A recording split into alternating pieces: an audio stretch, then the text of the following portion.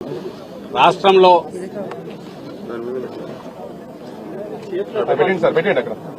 ఏడాది క్రితం అధికారంలోకి వచ్చిన చంద్రబాబు నాయుడు గారి ఆధ్వర్యంలో అధికారంలోకి వచ్చిన కూటమి ప్రభుత్వం రావడానికి ముందు బరి తెగించి ఏదైతే డిక్లేర్ చేశారో మేము వస్తే రెడ్ బుక్ రాజ్యాంగం ఉంటుంది, రెడ్ బుక్ పాలన ఉంటుంది, ఏదో మాటలు చెప్తున్నారు అనుకున్నాం. కానీ దాని పర్యవసానాలు వచ్చినప్పటి నుంచి వాళ్ళు మొత్తం అన్ని వ్యవస్థలను భ్రష్టు పట్టించి, ముఖ్యంగా పోలీసు వ్యవస్థను,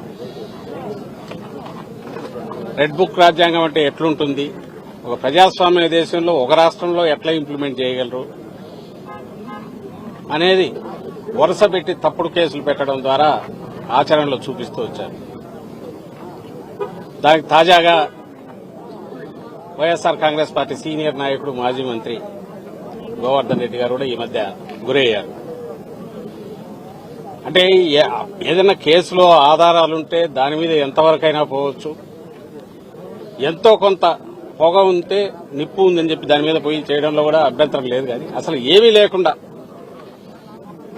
కల్పిత కథలన్నీ కలపడము, ఓ స్క్రీన్ ప్లే తయారు చేయడము, పాత్రలు సృష్టించడము, వాళ్ళ ఎల్లో మీడియాలో ఒక వారం 10 రోజులు నెల రోజులు నడపడం, ఆ తర్వాత వాళ్ళని ఎక్కడో పట్టుకొని కన్ఫెషన్ అని రాసుకోవడం, ఆ తర్వాత దానికి సంబంధించి ఏదో సెక్షన్లు పెట్టి ఎఫ్ఐఆర్ తయారు చేయడం, అది 10 ఏళ్ల క్రితందో 5 ఏళ్ల క్రితందో ఎప్పుడైనా సరే ఆ కాగితాలన్నీ పెట్టేసుకుని ఈ పత్రికల్లో వచ్చినప్పటికంటే జనంలో మెదళ్లలోకి ఎక్కించిన విష ప్రచారంతో ఎక్కించినవన్నీ కథలన్నీ ఎక్కించి పట్టుకురావడం, జైల్లో వేయడం. అది సోషల్ మీడియాతో మొదలై నాయకులు అందరినీ తిరుక్కొని పరాకాష్ఠకి ఏదైతే భయపడుతున్నామో అది జరుగుతుంది. సామాన్య ప్రజలు కూడా దానికి పూర్తిగా ఇదే. ఒక్కసారి నీకు వ్యవస్థ దెబ్బతిన్నాక, విశృంఖలత్వం వచ్చాక, ఎవరికి జవాబుదారీతనం లేనప్పుడు ఏం జరుగుతుంది అనేది ఏడాది తర్వాత ఇప్పుడు చూస్తున్నాం. దీనికి ఇలా వీళ్లు చేయడం వల్ల ఏదో సాధిస్తారనుకుంటే అది పొరపాటు. ఒక నెల రోజులో 2 నెలల్లో నాయకులను, కార్యకర్తలను, సోషల్ మీడియా యాక్టివిస్టులను ఇంకోనో జైల్లో పెట్టొచ్చు. కానీ బయటకు వచ్చేసరికి ఎలా తయారవుతున్నారంటే మరింత గట్టిగా తయారై వస్తున్నారు. వైఎస్ఆర్సీపీ మరింత బలపడుతోంది. భయము, బాధ ఏదంటే ఈ విశృంఖలత్వం పెరిగిన తర్వాత రాష్ట్రంలో ఓ సిస్టమ్స్ అలవాటు పడిన వ్యవస్థ, పోలీసు వ్యవస్థ, అది గాడి తప్పితే ఎట్లుంటుందనే ఫలితాలు మనం బీహార్లోనో ఆటవిక రాజ్యాల్లోనూ చూస్తాము. నిరంకుశత్వం ఉన్నప్పుడు ఎమర్జెన్సీ టైంలో చూశాం. ఇప్పుడు మళ్లీ అది రుచి చూపిస్తున్నారు. మళ్లీ వెనక్కు తెచ్చుకోవడం కష్టం. చంద్రబాబు నాయుడు గారికి అది తెలిసినట్లేదు. రెండవది, నువ్వు నాటిన విత్తనం ఈరోజు ఏదైతే రేపు దాని ఫలాలు ఎట్లుంటాయనేది కూడా ఆయన ఊహించట్లేదు. భయంకరంగా ఉంటాయి. ఇంత సింపుల్ అనుకోరా. కేసులు పెట్టచ్చు ఎవడి మీద అయినా, ఇద్దరు కలిసినా లేదా ఒకరిద్దరు ఫోన్లో మాట్లాడుకున్నా దాన్ని బేస్ చేసుకుని ఒకటి పట్టుకొచ్చి కాళ్ళు ఎరగొట్టి కన్ఫెషన్ రాయించుకుంటే వరుస పెట్టి 10 మందిని జైల్లో తోయొచ్చు, హెరాస్ చేయొచ్చు.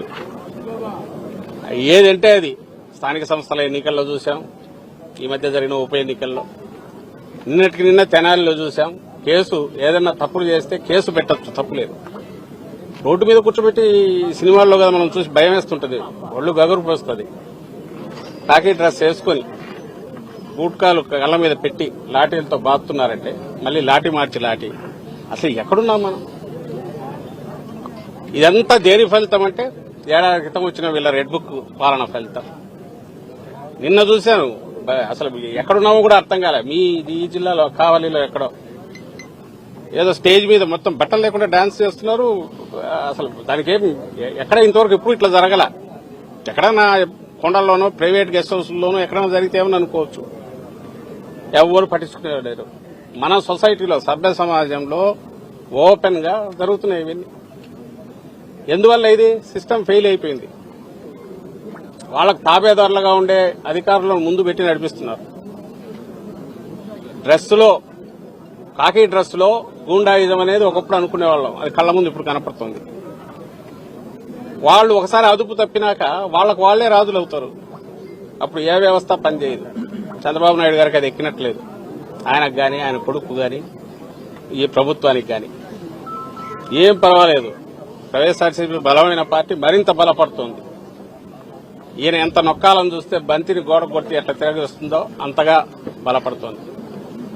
నేను ఇంతకుముందు అన్నట్టు మా వారి దానికంటే కూడా రాష్ట్రాన్ని ఎటు తీసుకుపోతున్నారు వీళ్ళు. తాము ఈ చెప్పిన ప్రామిస్లు ఏదీ చేయలేక క్వశ్చన్ చేసే వాయిస్ ఎక్కడుంటే అక్కడ దాన్ని నొక్కడానికి, మిగిలిన వాడు ఎవడు గొంతు విప్పకుండా బెదరగొట్టడానికి టెర్రర్ క్రియేట్ చేశారు. ఈ టెర్రర్ను మరింత ప్రచారం చేసి ఎంటైర్ సమాజాన్ని దాన్ని భయపెట్టి అదుపులోకి తెచ్చుకోవడానికి ప్రచార సాధనాలన్నీ ఫుల్ ఉపయోగిస్తున్నారు. ఈ సందట్లో దోపిడీ భయంకరంగా సాగిస్తున్నారు. ఇది ఇప్పుడు జరుగుతున్న 1 year తర్వాత, ఈ పాలన తర్వాత. ఈరోజు కాకాని గోవర్ధన్ రెడ్డి గారు గట్టిగా గొంతు వినిపించే నాయకుడు. ఆయన మీద గురి పెట్టినప్పుడే అనుకున్నాం, ఆయన మాట్లాడుతున్నాడు అన్నప్పుడే ఈయన మీద గురి పెడతారని. సీనియర్ నాయకులు ఎవరుంటే వాళ్ళ మీద గురి పెడుతున్నారు.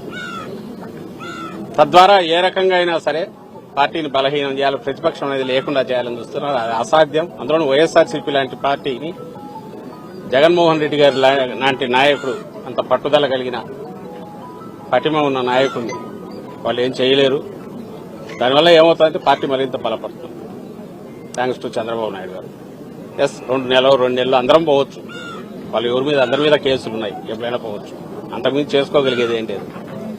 కానీ తనకు రాజకీయంగా ఇంకా పూర్తిగా ఉనికి లేకుండా చేయాలని ప్రజలు ఇప్పటికే ఏడాది తిరగక ఉంది. ఇది కూడా ఏ చరిత్రలో ఏ పార్టీకి ఇంత బలంగా ఫలితాలు తెచ్చుకొని విజయం సాధించిన కూటమి లేదా ఆ పార్టీకి ఇంత త్వరగా అయితే జనం ఆల్రెడీ దానికి పాడగట్టాలని డిసైడ్ చేసుకున్నారు. ఈ పాలనకు అనేది 1 year తర్వాతనే బయటకు రావడం అనేది బహుశా ఏ చరిత్రలో ఉన్నది ఇక్కడ జరుగుతుంది. దీని ఫలితాలు రాను రాను భయంకరంగా ఉంటాయి. ఇప్పటికైనా రియలైజ్ అయ్యి సిస్టమ్స్ గాడిలో తెచ్చుకోకపోతే ఆ తర్వాత దాన్ని మళ్లీ గాడిలోకి తీసుకురావడం అసాధ్యమైన విషయం ఆయన గుర్తించాలని ఆశిస్తున్నాం. గుర్తించకపోతే ఆయన కర్మ. వచ్చే కాలంలో ఎట్లుంటాయి ఫలితాలంటే ఇంకా భయంకరంగా ఉంటాయి. ఈ విషయం కూడా ఆల్రెడీ చెప్తూనే ఉన్నాం. ఎప్పటికైనా రియలైజేషన్ వస్తుందని రావాలని ఆ దేవుణ్ణి కోరుకుంటున్నాం. Thank you sir. ముఖ్యంగా రాష్ట్రంలో మొత్తం రెడ్ బుక్ రాజ్యాంగం నడుస్తుంది, ప్రజాస్వామ్యంలో ఆ రాజ్యాంగం లేదని చెప్పి అందరూ అంటున్నారు. అదే క్రమంలో ఎన్ని జరుగుతున్నాయి అనుకోవచ్చా? నేను అదే అంటున్నా కదా, ప్రకటించినారు. అది కూడా ఏదో పాలన లేకొచ్చినా చేయడం కదా. మళ్లీ చెప్తున్నా, వైఎస్ఆర్సీపీ హయాంలో మీరు ఏ కేసులన్నా చూడండి, మా హయాంలో, జగన్మోహన్ రెడ్డి గారి హయాంలో ఖచ్చితంగా ఇంక్లూడింగ్ చంద్రబాబు నాయుడు గారిని అరెస్ట్ చేసిన. ఇట్లా చేయాలంటే ఆయన వచ్చిన 3 నెలలకు వేసిండొచ్చు చంద్రబాబు నాయుడు గారిని, జగన్మోహన్ రెడ్డి గారు అనుకుంటే. ఎందుకంటే కేసులున్నాయి. అయితే ఇన్వెస్టిగేషన్ జరగాలి, ఆధారాలు దొరకాలి, ఉండాలి. ఆధారాలు ఉన్నాయి. మేం కాదు, సెంట్రల్ గవర్నమెంట్ పెట్టిన కేసులున్నాయి. ఇన్కమ్ ట్యాక్స్ డిపార్ట్మెంట్, జీఎస్టీ వాళ్ళు పెట్టిన కేసులున్నాయి. అలాగే మిగిలిన అచ్చెన్నాయుడు మీద పెట్టిన, ఇంకోటి మీద పెట్టిన ఉంది రికార్డులో. వాళ్ళ సంతకాలు, వాళ్ళవో ఆ స్కామ్ జరిగిందంటే దాంట్లో ఇన్వాల్వ్మెంట్ ఉండడము ఉన్నాయి. ఇట్లా అయితే అసలు ఏమీ ఉండదు. ఏ కేసుకు సంబంధించిన ఆరోపణలు ఉండవు, తయారవుతుంది. లేదా 10 ఏళ్ల క్రితం ఏదో ఉంటుంది. ఆ 10 ఏళ్ల క్రితం ఎవడో ఎక్కడో ఏదో అన్నాడని తెచ్చి పోసాని కృష్ణమూర్తి లాంటి వాళ్ళు అది కూడా పెట్టినారు సినిమా ఆర్టిస్ట్ మీద. ఈ పని ఎవరు మేము చేయలేమా? రేపొస్తే అధికారం లేకొస్తే. ఇప్పుడు అదేదో ఒక నటి ఆమె కేసు, పోలీస్ ఇన్వెస్టిగేషన్ అయిపోయి ఆ కేసు ఉండగానే ఆమె కంప్లైంట్ తీసుకొని ఇంకొక కేసు బుక్ చేసి ఆల్రెడీ ఒక ఐపీఎస్ అతను రిటైర్డ్ అతను ఇదే అయిపోయాడు. ఇప్పుడు డీజీ స్థాయి అధికారి జైల్లో ఉన్నాడు. నిన్న బెయిల్ వచ్చింది ఆయన. గత ప్రభుత్వంలో ఫిర్యాదులు వచ్చిన కేసులే కదా సార్, అవన్నీ కూడా ఇప్పుడు తోడింది. గత ప్రభుత్వంలో ఫిర్యాదు వస్తే చేయొద్దనట్లా విచారణ దర్యాప్తు జరపాలా, తర్వాత ఇంట్రాగేట్ చేయొచ్చు, అన్ని చేయొచ్చు. ఆధారాలు లేకుండా కన్ఫెషన్ అనే పేరుతో ఎవరో వచ్చి ఇదిగో నేను ఇట్లా అన్నాడు అనగానే ఎత్తి జైల్లో పడేయడం ఎట్లా అది కరెక్ట్ అవుతుందా? అలాగే ఇంకొకటి కన్ఫెషన్ సంతకాలు కూడా ఉండవు. ఎవరికి వాళ్ళే రాసుకుంటారు. అది ఎవరైతే చంద్రబాబు నాయుడు గారి డైరెక్షన్ మీద నేను ఈ పని చేశానని రేపు వస్తే చంద్రబాబు నాయుడు గారిని చేయొచ్చా? ఈ క్వశ్చన్ అందరికీ అప్లై అవుతుంది. కాకాని గోవర్ధన్ రెడ్డి మీద పెట్టిన కేసు ఏ సెక్షన్లు తర్వాత ఎట్లా సెక్షన్లు యాడ్ చేశారు తెలియదు. మళ్ళీ వచ్చే ఉన్నట్టుండి ఎస్సీ ఎస్టీ కేసు లేదా ఎక్స్ప్లోజివ్స్ కేసు ముందు లేదు. మైన్స్ అండ్ మినరల్స్ యాక్ట్ కింద అసలు అవన్నీ బెయిలబుల్ సెక్షన్స్ పెట్టిన అసలు వాటికి అసలు అరెస్ట్ అనేది ఉండదు. పెనాల్టీలు వేస్తే వేయాలి తప్ప అరెస్ట్ లేవు. కాబట్టి వాళ్ళు రియలైజ్ అయినారు, ఓహో ఇది నిలబడదు అనుకున్నారు. దాని తర్వాత మళ్ళీ ఇది తెచ్చి చేర్చారు. ఇది ఎవడైనా తిట్టాడని పెట్టొచ్చు, పెట్టేసి ఇమీడియట్ దానికి సంబంధించి కేసు తయారు చేసి పెట్టొచ్చు. మేజిస్ట్రేట్ దగ్గరికి పోతే మేజిస్ట్రేట్ 14 ఒకసారి పోయినా ఇంకొక కేసు కరెక్ట్ పీటీ 13వ రోజు వంశీ విషయంలో గమనిస్తున్నాం. 13 రోజులు కాగానే మళ్ళీ ఇంకోటి వస్తుంది, లేదా ఎక్స్టెన్షన్ గా పోలీస్ కస్టడీ, అది అయ్యేసరికి పీటీ వారెంట్, ఇంకొక కేసు పెట్టుకుంటా పోతుండొచ్చు. సో 90 రోజులు 100 రోజులు. నేను నందిగం సురేష్ ఒకసారి 90 రోజులు దాటిపోయింది. ఇప్పుడు వీళ్ళ భార్య, ఆయన భార్య పోయి కంప్లైంట్ ఇచ్చింది, అవతల వాడు వచ్చి ఇంటి మీద గొడవ వచ్చాడు, దాన్ని తీసుకోలేదు. ఇతను కొట్టాడని చెప్పి తప్పుడు కేసు పెట్టేసి ఎత్తిలో తీశారు. సాక్ష్యం లేదు. ఒకవేళ వాడు చెప్పకపోతే బలవంతంగానే చేయిస్తారు, సాక్ష్యం తీసుకుంటారు, దాంట్లో మళ్ళీ జైల్లో కొట్టారు.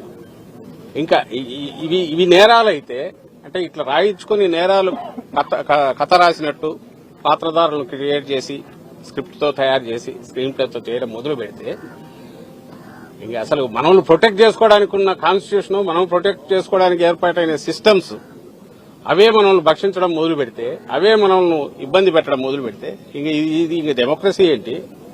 ఇలా ఇంత ఎలక్టెడ్ గవర్నమెంట్లు ఎందుకు? అధికారులు కూడా వాళ్ళ కంట్రోల్లో వాళ్ళు ఉండరు.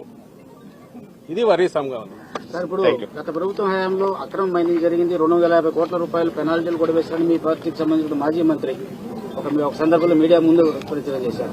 ఇది దాన్ని ఏ విధంగా చూడొచ్చు? అంటే అక్రమం జరిగింది, కాకాని గవర్నర్ అక్రమంగా అరెస్ట్ చేశారు, మరొక ఎంపీని అరెస్ట్ చేయలేదని కూడా ఆయన అన్నారు. అంటే అక్రమ మైనింగ్ జరిగిందని ఆయనే అన్నట్టుగా చెప్తున్నారు, మీడియా ముందు కూడా అన్నారు. మళ్ళీ చెప్తున్నాము, కేసులు పెట్టుకోవడంలో తప్పు లేదు, ఆధారాలు ఉంటే ఇన్వెస్టిగేట్ చేయడంలో తప్పు లేదు. వాటికి అరెస్ట్ అనేది ఎక్స్ట్రీమ్ లాస్ట్ స్టెప్ కింద ఉండాలి. ఎవడన్నా కోఆపరేట్ చేయడో ఇంకోటి అనుకుంటే, లేదా హైలీ ఇన్ఫ్లుయెన్షియల్, అట్లంటే చంద్రబాబు నాయుడు గారు హైయెస్ట్ ఇన్ఫ్లుయెన్షియల్ పొజిషన్ లో ఉన్నాడు.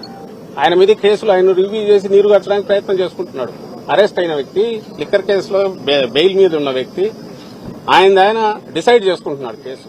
అప్పుడు ఏదన్నా దాని మీద నిజంగా డిసైడ్ చేయాలి.